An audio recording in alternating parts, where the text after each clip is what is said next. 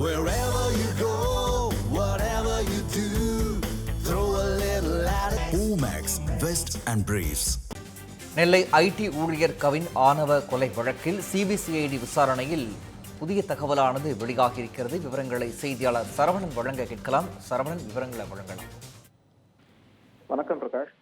தூத்துக்குடி மாவட்டம் ஆறுமுகமங்கலத்தை சேர்ந்த ஐடி ஊழியர் கவின் என்பவர் கடந்த மாதம் நெல்லையில் இருக்கக்கூடிய கேடிஸ் நகர் அருகே சாதிய வன்கொடுமை காரணமாக வெட்டி படுகொலை செய்யப்பட்டிருந்தார். தன்னுடன் பள்ளி பருவத்தில் படித்த சித்த மருத்துவர் சுபாசினி என்பவரை காதலித்து வந்ததன் காரணமாக, அது மட்டுமில்லாமல் கவின் பட்டியல் சமூகத்தை சார்ந்தவர் என்பதாலும் சுபாசினியின் அண்ணன் சுர்ஜித் என்பவர் கவினை தரமாரியாக வெட்டி படுகொலை செய்திருந்தார். இந்த சம்பவத்தை தொடர்ந்து சுபாசினியின் சகோதரரான சுர்ஜித் என்பவரை போலீசார் கைது செய்து விசாரணை நடத்தி வந்தார்கள்.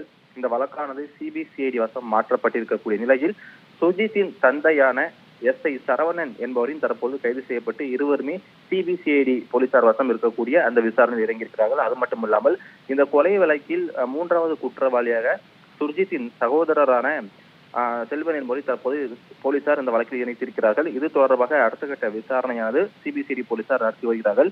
அது மட்டுமில்லாமல் நெல்லையில் படுகொலை செய்யப்பட்டிருந்த ஐடி ஊழியர் கவின் ஆணவ கொலை வழக்கில் சிபிசிஐடி சார்பாக புதிய விசாரணையானது வெளியாகி இருக்கிறது. காதலை கைவிடக் கூறி சுர்ஜித்தின் உறவினர், அதாவது மூன்றாவது குற்றவாளியாக இந்த வழக்கில் சேர்க்கப்பட்டிருக்கும் ஜெயபால் என்பவரும் கவினை தனியாக அழைத்து மிரட்டல் விடுத்தது சிபிசிஐடி போலீசார் விசாரணையில் அம்பலமாகி இருக்கிறது. கவினை தூத்துக்குடி மாவட்டம் கயத்தாறு பகுதிக்கு வரவழைத்து காதலை கைவிடுமாறு மிரட்டியது தொடர்பாக சிபிசிஐடி போலீசார் தெரிவித்திருக்கிறார்கள். அது மட்டுமில்லாமல் இந்த கவின் கொலை வழக்கில் சுர்ஜித்தின் கொண்டிருக்கிறார்கள்.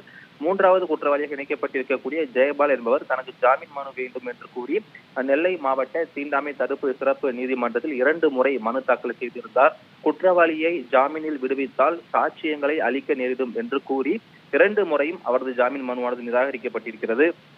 இந்த வழக்கு தற்பொழுது திருநெல்வேலி தீண்டாமை தடுப்பு சிறப்பு நீதிமன்றத்தில் நடைபெற்று வருகிறது.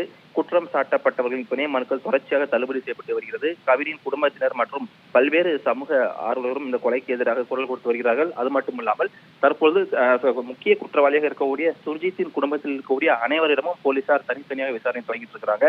சுர்ஜித்தின் அந்த கொலை வழக்கில் 3 மாதங்களுக்கு முன்பாக யாரெல்லாம் சுர்ஜித் பேசியிருந்தார் உட்பட சுர்ஜித்தின் அனைத்து தரவுகளும் செல்போனில் எடுக்கப்பட்டிருப்பதாகவும் சிபிசிஐடி போலீசார் தெரிவித்திருக்கிறார்கள்.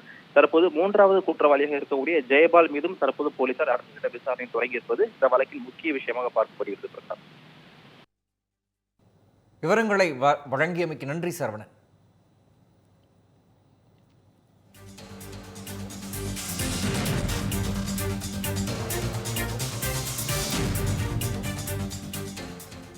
Wherever you go, whatever you do, throw a little at it. Omax, Vest and Briefs.